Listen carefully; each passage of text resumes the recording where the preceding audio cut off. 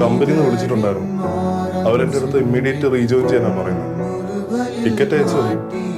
ഞാൻ നാളെ റിട്ടേൺ ദുബായിക്ക് പോകും.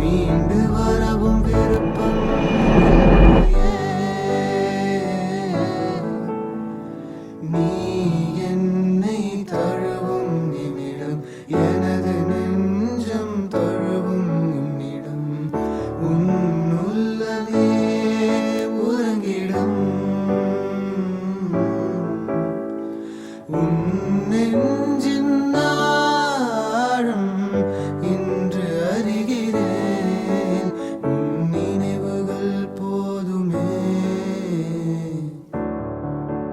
அது நிஜங்களை வெல்லுமே. தினம் ஒரு கவிதை உன்னை பற்றிய எழுதி வந்தேன் என் தேவதையே. படா